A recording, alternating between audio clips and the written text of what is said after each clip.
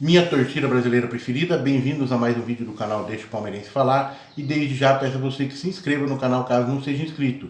Se gostar do vídeo, dá um like, compartilha, comenta. Peça para quem você compartilhar também dar aquele like, comentar e compartilhar. Caso queira ajudar o canal, tem um Pix na tela ou também na descrição do vídeo. Ou se preferir, tem o Valeu Demais do YouTube, que é aquele coração com cifrão, o qual você clica e tem várias opções para ajudar o canal. E desde já eu agradeço a todos que ajudam o canal, que comentam, que dão like, que compartilham, que manda Pix, manda Valeu Demais, que veem os vídeos.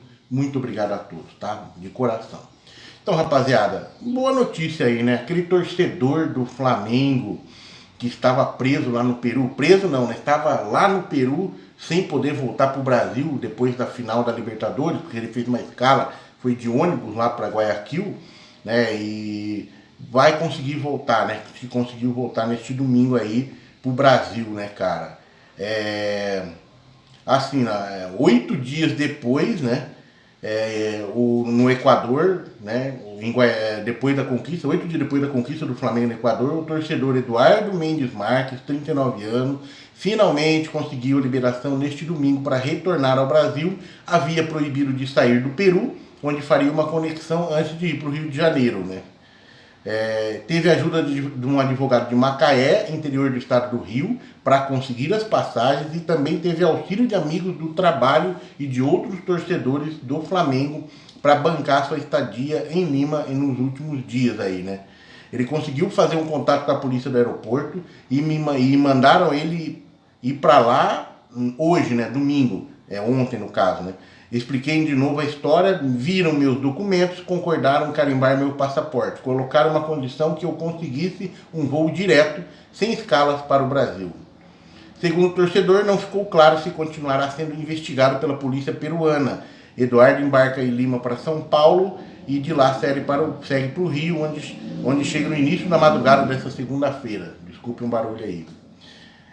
O que aconteceu? As autoridades de imigração do Peru não haviam deixado Eduardo embarcar de volta ao Brasil porque seu passaporte não estava carimbado com a entrada no país. Para entender o seguinte, né? Ele, quando ele foi entrar, passar lá pelo Peru, ele tinha que ter sido o passaporte carimbado. E não foi. Foi para o Equador, no que voltou, entrou na conexão de novo, não podia sair pelo Peru porque não estava com o passaporte carimbado. Aí ferrou tudo. Os amigos dele foram carimbar e o dele não foi na hora, ele não sabia, né? Não pensou. Né? Então fica a dica para quem passar pelo Peru, foi pro Peru, cara, entrou, exige o carimbo do passaporte que você está entrando, porque depois você não sai. É o que aconteceu com ele, foi complicado, né? Mas deu tudo certo, graças a Deus, né?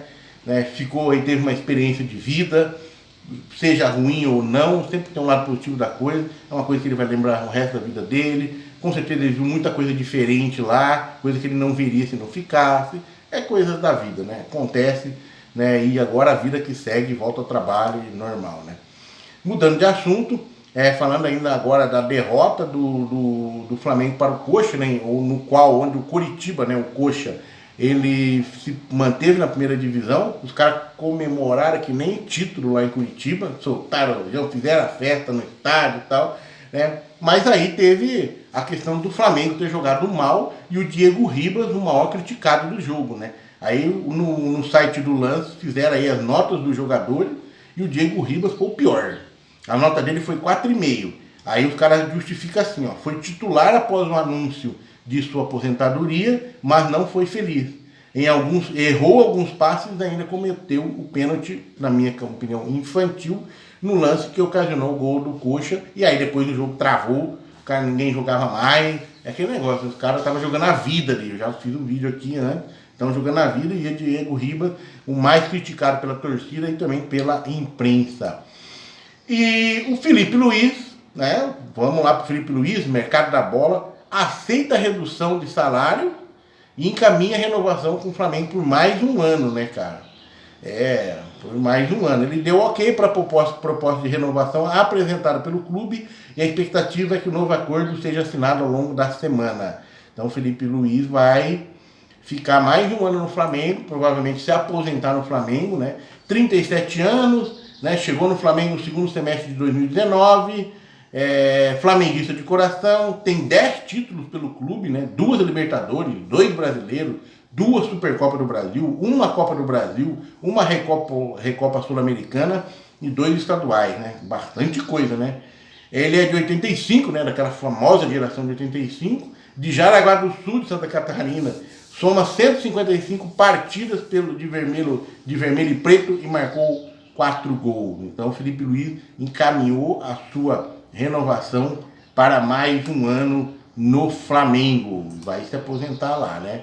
E mudando de Flamengo para Vasco, né? O Vasco voltou à primeira divisão num jogo dramático contra o Ituano, né? Venceu de 1-0 com pênalti no começo ali, teve a expulsão do jogador do Ituano, né? Teve muita contestação nesse gol do Vasco, porque muitos viram falta do atacante do Vasco no goleiro, mas o juiz quis nem saber, né? Porque daí na sobra da bola, o outro jogador do Vasco não lembro que meteu para dentro do gol e o jogador do Ituano pôs a mão na bola para defender a bola como se fosse um goleiro.